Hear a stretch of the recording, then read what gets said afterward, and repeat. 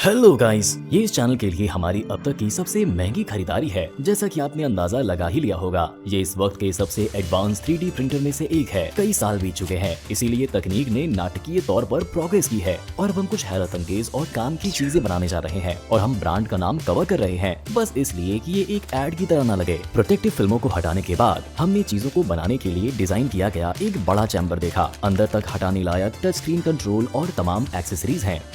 लेकिन सबसे जरूरी चीज प्रिंटिंग के लिए प्लास्टिक है। हमने तमाम रंगों और क्वालिटी वाले बहुत सारे ऑप्शंस देखे। प्लास्टिक फिलामेंट को प्रिंटर के पिछले हिस्से में लोड किया जाता है। चलिए प्लास्टिक के तार को एक खास लचीले चैनल में डालें, जो इसे मूविंग प्रिंट हेड में ले जाएगा, जो इसे 220 डिग्री सेल्सियस तक गर्म करता है। ये पक्का करने के लिए कि सब कुछ ठीक है, प्रिंटर सेल्फ डायग्नोस्टिक्स करता है, जिससे एक लंबा सफेद प्लास्टिक का स्नॉट निकलता है। पहली चीज जो हम करना चाहते थे वो थी कुछ काम की चीज प्रिंट करना। हमने 3D मॉडलिंग सॉफ्टवेयर के बारे में थोड़ी पढ़ाई करी और एक चौकोर चीज बनाई जो हमारी बाढ़ का बचाव करेगी। 20 मिनट के भीतर हमारा 3D मॉडल हमारी बाढ़ पोस्ट के लिए एक काम करने वाली कैप में बदल गया, जिसे पाइप से नमी को बाहर रखने के लिए डिजाइन किया गया था। ये एक शानदार शुरुआत है। उस पर हमने उड़ते हुए कबूतरों के झुंड की आवाज सुनी। ये एक इशारा था, एक इशारा कि वो कहीं उड़कर जा रहे थे। हमारे घर में पानी के बॉयलर के पीछे किसी तरह का खुफिया दरवाजा था और हम इसे कभी नहीं खोल पाते थे क्योंकि हमारे पास चौकोर छेद वाली चाबी नहीं थी। किस्मत से हमें एक वेबसाइट पर एक मुफ्त 3D मॉडल मिला और हमने हरे प्लास्टिक से प्रिंट करना शुरू कर दिया। आधे घंटे बाद हमारे पास बिल्कुल उसी चौकोर छेद वाली खुफिया दरवाजे की एक तैयार चाबी थी। अगर कोई छिपा हुआ खजाना हो, जैसे सोने की छड़ या 10 लाख डॉलर, तो ये बहुत बढ़िया होता। लगता है ये काम कर रहा है। तो हमारा खजाना कहाँ है? हमें मकड़ी के जाले और राख के अलावा कुछ भी दिखाई नहीं दे रहा है। ये जगह किसी तरह के पालतू जानवरों की शमशान जैसा दिख रहा है। खैर, कम से कम अब हमें पक्का पता है कि यहाँ कोई 10 लाख डॉलर वाला खजाना नहीं है।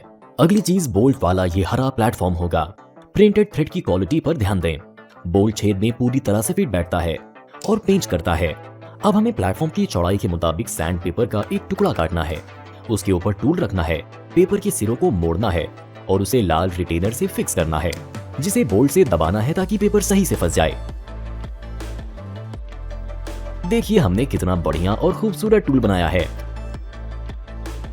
आप इस सैंड पेपर होल्डर से छोटी और नाजुक चीजों को आसानी से प्रोसेस कर सकते हैं और अगर हमें बड़ा चाहिए तो हम किसी भी वक्त बड़ा वर्जन प्रिंट कर सकते हैं। हमने जो दूसरा टूल प्रिंट किया वो इस तरह का स्क्रू ड्राइवर बिट होल्डर है। जरूर ये मेटल वाले जितना टिकाऊ नहीं होगा, लेकिन इसके शेप की बदौलत ये सबसे मुश्किल जगहों पर भी फिट हो सकता है। अगली चीज जो हमें इंटरनेट पर मिली और हमने तुरंत प्रिंट कर लिया वो एक छोटा लेकिन बहुत बढ़िया खिलौना है। चमकदार नारंगी रंग इस पर बहुत सूट कर रहा था क्योंकि एक छोटी और प्यारी लोमड़ी निकली। इसे देखिए, ये ठोस नहीं है, इसमें कई लचीले हिस्से हैं जो इसे अलग अलग तरफ खुद ही मोड़ देते हैं। लेकिन हम यही नहीं रुके और अपने पुराने एक्रिलिक पेंट से इसके कान, थूथन, आंखें और नाक को ध्यान से रंगकर इसे बेहतर बनाने का फैसला किया। थोड़े वक्त और सब्र के साथ हम इतना बढ़िया और प्यारा खिलौना बनाने में कामयाब रहे। आपको शायद यकीन ना हो, लेकिन इस लोमड़ी की बनाने की लागत 3 मीटर प्लास्टिक के तार और पेंट की कुछ बूंदें हैं, जितनी कीमत शायद कुछ सेंट्स हैं। उसके बाद हमने अपने सबसे पसंदीदा चीजों में से एक बनाया। हमें 3 अलग अलग रंग के टुकड़े प्रिंट करने हैं, जिन्हें एक लाइन में एक साथ रखना है। आप कभी अंदाजा नहीं लगा पाएंगे कि ये क्या है। जैसे ही हम ट्रिगर दबाते हैं, हैंडल से एक नारंगी ब्लेड निकलता है। ये एक असली ऑटोमेटिक चाकू है। हाँ, ये असली नहीं है, लेकिन ये बहुत बढ़िया है। कम से कम अब हम ऐसे चाकुओं के अंदर के मैकेनिज्म को समझते हैं और ये भी कि कैसे उंगली के हल्के से मूवमेंट से ब्लेड को बाहर निकालना और छिपाना मुमकिन है। स्क्विड गेम के नए एपिसोड देखते वक्त हमें वो गेम बहुत पसंद आया जिसमें वो छोटे रंगीन चिप्स फेंकते थे। हर एक को प्रिंट करने में लगभग 10 मिनट का वक्त लगा और फेल्टी पेन से थोड़ा सा बदलाव करने के बाद हमें अपने घातक गेम के लिए एक तैयार सेट मिल गया। अब हमें बस खेलना था।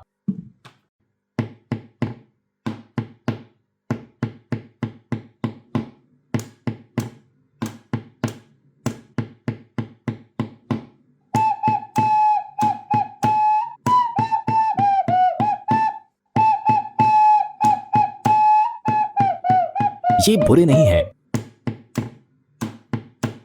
वाह, हमने तो पहले ही पकड़ लिए। 3। हम सोच रहे कि क्या हम चारों पकड़ पाएंगे। ये इतना मुश्किल नहीं है। बदकिस्मती से हम आखिरी चैलेंज को पूरा करने में नाकामयाब रहे, लेकिन हम प्रैक्टिस करते रहेंगे और किसी दिन जीतेंगे। चलिए देखें कि क्या हम कई हिस्सों से मिलाकर एक मुश्किल मैकेनिज्म बना सकते हैं। बोल्टों की छपाई के दौरान स्पाइडरमैन की आत्मा ने हमारे प्रिंटर को अपने वश में कर लिया और उसके बीच जाल बुन दिया। किस्मत से हम इसे आम मकड़ी के जाल की तरह ही लाइटर से आसानी से हटा सकते हैं। हमने बॉडी के लिए इस ट्रांसपेरेंट प्लास्टिक का इस्तेमाल किया। ये अच्छा लग रहा है ना? आप शायद पहले ही अंदाजा लगा चुके होंगे कि हम एक असली ताला बनाने जा रहे हैं, लेकिन इसके ठीक से काम करने के लिए हमें सभी अंदर के हिस्सों को इकट्ठा करना होगा। जब तक ढक्कन खुला है, हम ऐसे ताले के काम करने के तरीके को समझ सकते हैं। बोल्ट लगाने और उन्हें स्क्रू ड्राइवर से फंसाने के बाद ताला काम करने लगा और चाबी से खोला जा सकता है। वैसे ये लॉक, इसे हल्के से कहें तो बहुत सुरक्षित नहीं है, लेकिन ये बात कि आप कुछ ही घंटों में अपने हाथों से ऐसा कुछ बना सकते हैं, बेहतरीन है। अगली चीज के लिए हमें एक्स्ट्रा मजबूती पाने के लिए इंटीग्रेटेड कार्बन फाइबर वाले इस काले प्लास्टिक फिलामेंट की जरूरत है। मॉडल काफी कॉम्प्लेक्स है और इसे प्रिंट करने में कई घंटे लगे। ये पक्का करने के लिए कि आंखों के ऊपर का ऊपरी हिस्सा और डिटेल्स टूट ना जाए, हमें इसके लिए पेड़ के शेप का सपोर्ट बनाना पड़ा, जिसे आसानी से तोड़ा जा सकता है। आखिरकार हमें एक बहुत ही टिकाऊ और खूबसूरत सुपर हीरो हेलमेट मिला, जिसकी बदौलत हम कुकी का आम रूप भूल जाएंगे, क्योंकि अब से वो कुकी नहीं है, वो है। हमें रेशम जैसी कोटिंग वाला ये अनोखा प्लास्टिक फिलामेंट मिला। हमने इसका इस्तेमाल एक आसान लेकिन काम का स्मार्टफोन स्टैंड प्रिंट करने के लिए किया। इसका वजन सिर्फ कुछ ग्राम है, जिससे हम इसे कहीं भी ले जा सकते हैं। हमें लगता है कि हम अपना अब तक का सबसे कॉम्प्लेक्स डिवाइस बनाने के लिए तैयार हैं। आखिरकार इसमें कई हिस्से होते हैं जिन्हें एक साथ सही ढंग से काम करना चाहिए। इन गियर केसिंग पर एकदम परफेक्ट सिधाई से इन खांचों पर एक नजर डालें। हमें छोटे स्प्रोकेट और गियर के लिए ऑर्बिटल होल्डर की भी जरूरत है, जिसमें जिगजैग खांचे हों, जो मार्स रोवर के पहिए जैसा दिखता हो। होल्डर में 4 गियर को ध्यान से इस तरह से लगाना चाहिए कि वो एक दूसरे के साथ इंटरैक्ट करें, और हम सिर्फ एक गियर को घुमाकर पूरे स्ट्रक्चर को घुमा सकते हैं। उसके बाद हमें घोंसले वाली जगह को तेल से चिकना करना होगा। हमने खास केसिंग में 2 गियर सेट डाला और उन्हें बॉडी के एक हिस्से में रखा। इस तरह हमने एक प्लैनेटरी गियर बॉक्स बनाया है। इसके काम करने के तरीके को समझने में आसानी के लिए हमने एक इलेक्ट्रिक स्क्रू ड्राइवर को पीछे के हिस्से से जोड़ा और इसे चालू कर दिया। हम रियर गियर सेट के रोटेशन को देख सकते हैं, और ये कि रियर सेट को 4-5 बार स्पिन करने के लिए क्लोजर सेट का सिर्फ एक रोटेशन लगता है, लेकिन अगर हम तीसरा गियर सेट जोड़ते हैं तो असर कई गुना बढ़ जाता है, जिससे हम आखिरी सेट को बेहद तेजी से स्पिन कर सकते हैं। हमने इन प्रोपेलर को प्रिंट किया है, जिन्हें इस असर को दिखाने के लिए डिवाइस से जोड़ा जा सकता है। और अब केसिंग के निचले हिस्से को सिर्फ आधा मोड़ने से प्रोपेलर कई हजार चक्कर पर मिनट की स्पीड से घूमता है और हवा में उड़ जाता है।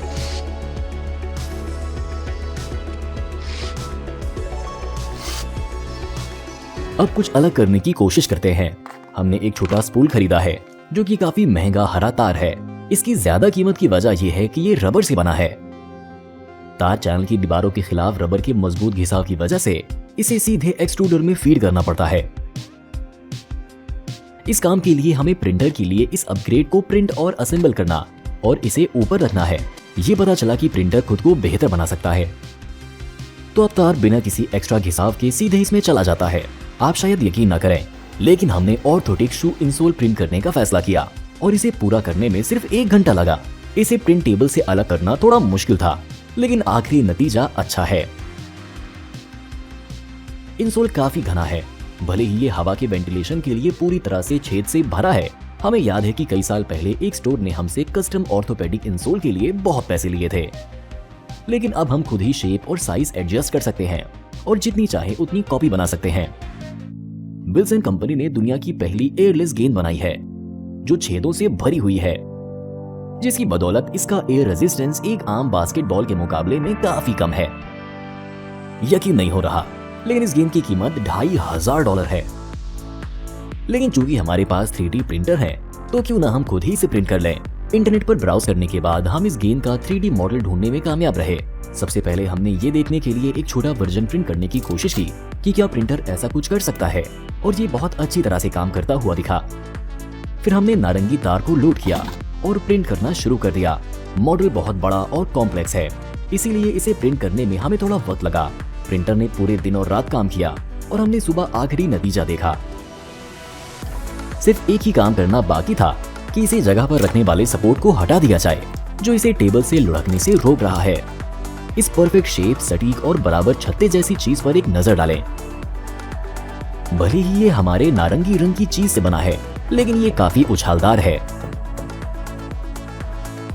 $2500 से भी कम खर्च करके हमें इस गेंद की रेप्लिका मिल गई।